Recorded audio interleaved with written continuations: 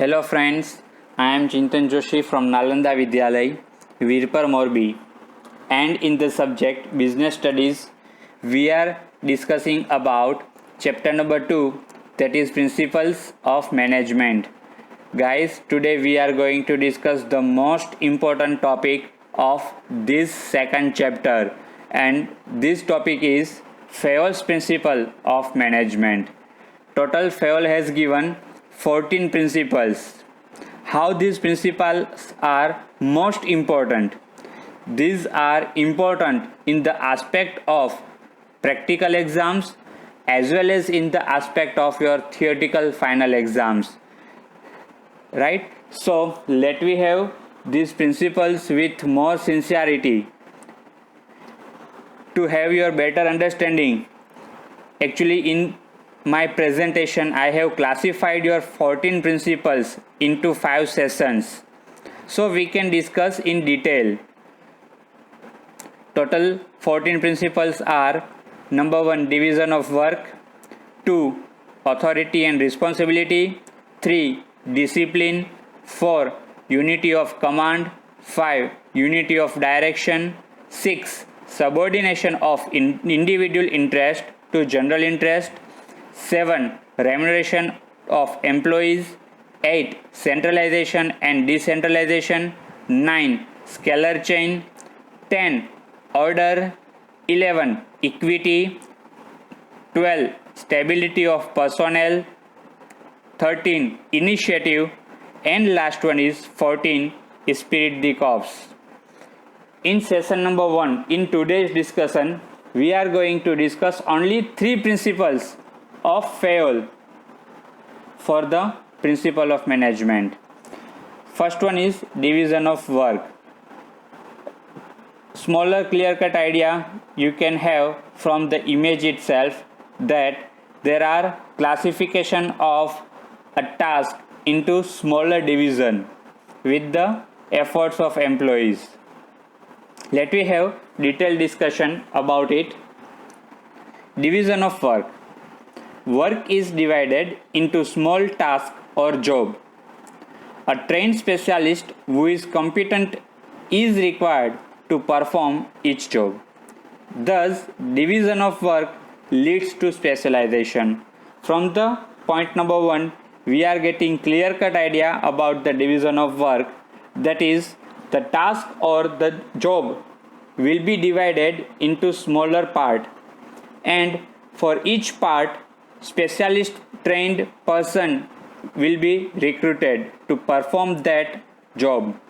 Thus, division of work leads to specialization.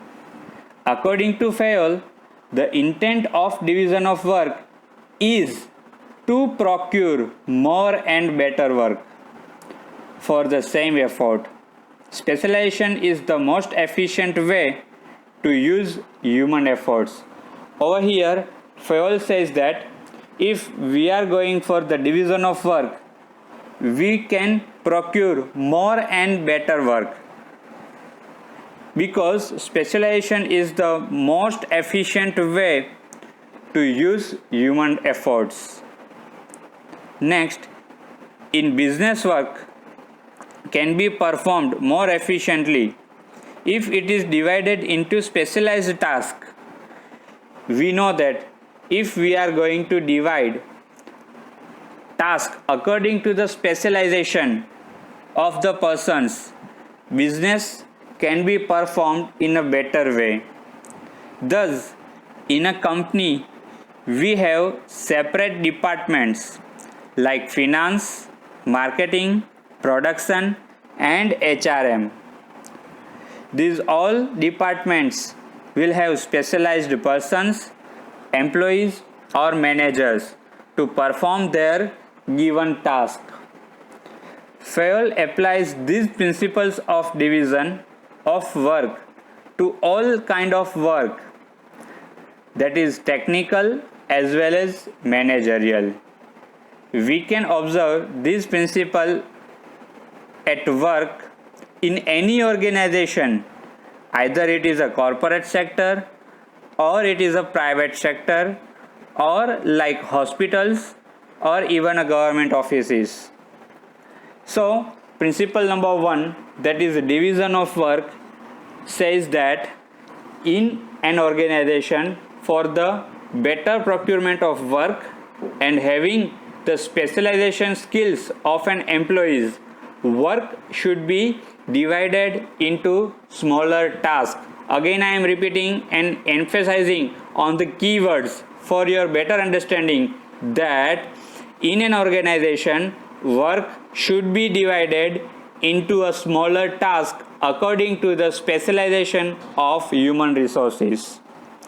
Now, second principle by the Fayol, that is authority and responsibility. According to the Fayol, authority is the right to give orders and obtain obedience. Now let me clear the keyword, that is authority, first. Authority is the right to give orders and obtain obedience. Obedience obtain करना और orders को सही जगह पे देना, that is all about the authority.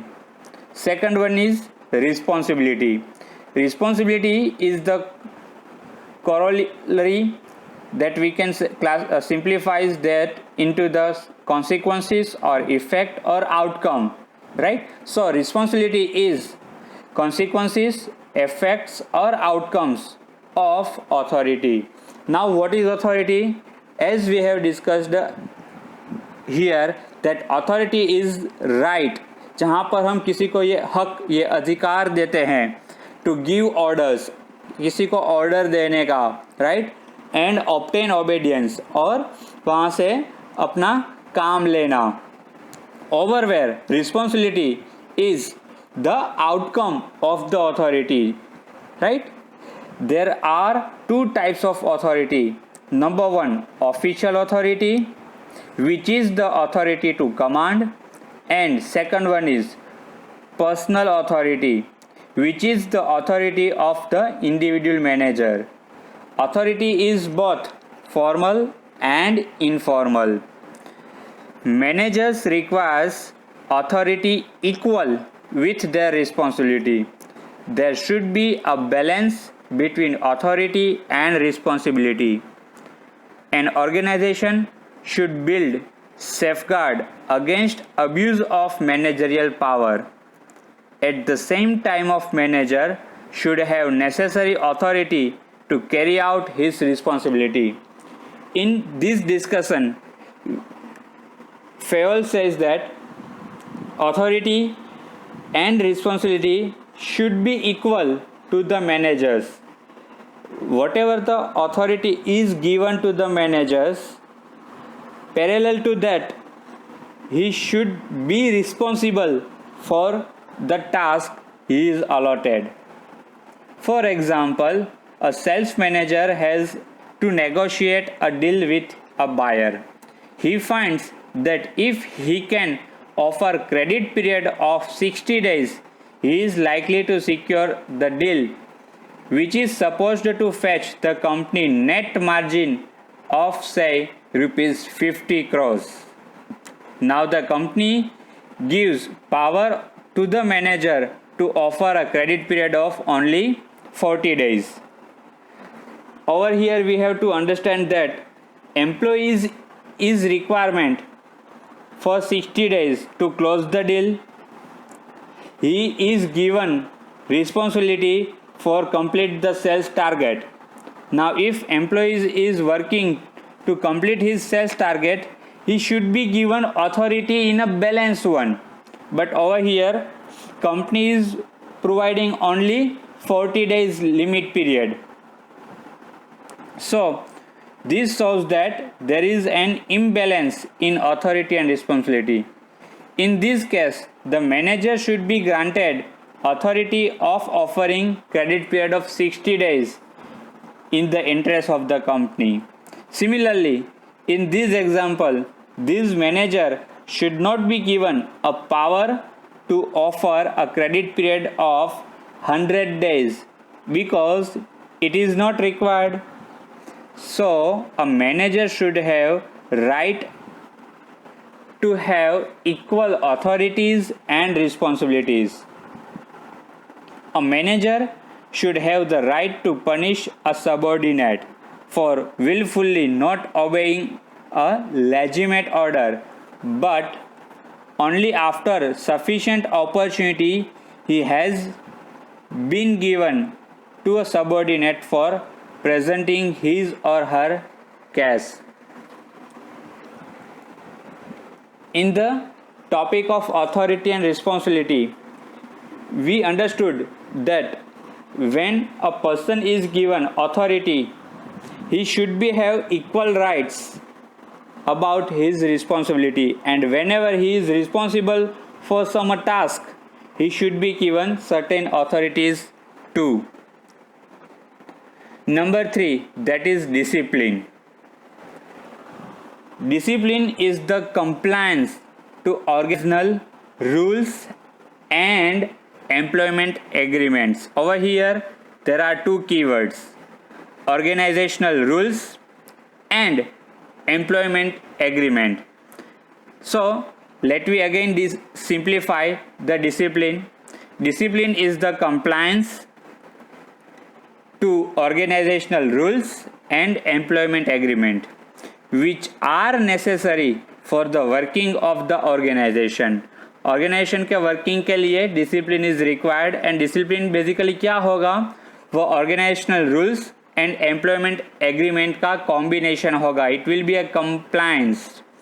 According to the Fayol, discipline requires good superiors at all level, clear and fair agreements, and judicial applications of penalties. Suppose management and labor union have entered into an agreement whereby workers have agreed to put in extra hours without any additional payment to revive the company out of loss.